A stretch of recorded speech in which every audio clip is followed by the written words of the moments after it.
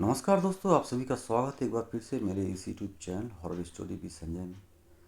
एक होटल का कमरा नंबर 13 की भूतिया कहानी लेकर आया हूँ आप सभी के लिए। यदि मेरी कहानी आप सभी को अच्छी लगे तो प्लीज़ मेरे इस चैनल को सब्सक्राइब करना और मेरी इस वीडियो को लाइक एंड शेयर जरूर करना। तो चलिए देर ना करते हुए शुरू करते हैं आज की कहानी। यह कहानी एक पुराने होटल की है जो शहर के बाहरी हिस्से में स्थित था। होटल का नाम था ग्रीन शेड्यू। इस होटल का सबसे खतरनाक और डरावनी बात थी उस होटल का कमरा नंबर 13। स्थानीय लोग कहते थे इस कमरे में कोई भी एक रात गुजार नहीं पाता और जिसने भी रात गुजारने की कोशिश की उसने अपनी जान गंवा दी या फिर वो एकदम पागल सा हो गया। 50 साल पहले इस होटल के मालिक की बेटी एना इसी कमरे में रहस्यमयी तरीके से मरी थी। कुछ लोग कहते थे कि उसकी हत्या की गई है तो कुछ कहते थे उसने खुद से आत्महत्या कर ली। लेकिन उसकी मौत के बाद से ही यह कमरा अजीब घटनाओं का केंद्र बन गया था। होटल के मालिक ने कई बार कमरे को ठीक करने की कोशिश की लेकिन हर बार काम अधूरा ही रह गया। रवि एक उत्साही युवक जो भूत प्रेत की कहानियों में बिल्कुल विश्वास नहीं करता था, उसने यह चुनौती स्वीकार की कि वह कमरा नंबर 13 में एक रात गुजार कर दिखाएगा। उसे यह बात एक मजाक सी लग रही थी।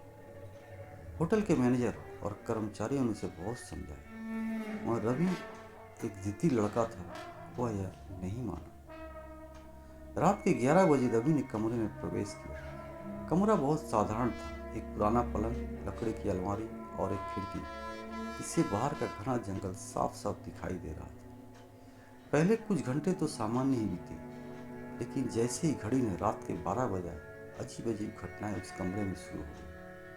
अचानक खिड़की अपने आप खुलने लगी जबकि बाहर हवा का नामो निशान नहीं था। अलमारी से किसी के धीरे धीरे रोने की आवाज़ आई। आवाज़ इतनी दर्दनाक थी कि रवि को सुनते ही रोंगटे खड़े हो गए। वो एकदम से डर गया कि कमरे में यह क्या हो रहा। पलंग पर बैठते ही रवि को ऐसा लगा जैसे कोई उसे पकड़ने की कोशिश कर रहा है। अचानक एकदम से डर गया। रवि ने डरते डरते अलमारी खोली।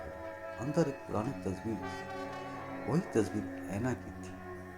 तभी कमरे में ठंडी हवा का एक तेज झोंका आया और सामने ऐना का भूत प्रकट और काले कपड़े में थी और उसकी आंखों से आंसुओं के साथ खून बह रहा था। तुमने मेरी शांति भंग की, ऐना ने ठंडी आवाज में कहा।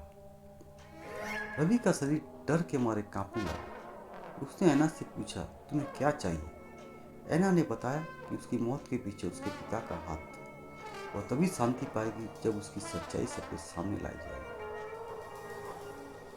अगले दिन सुबह होटल के कर्मचारियों ने रवि को बेहोशी अवस्था में पाया।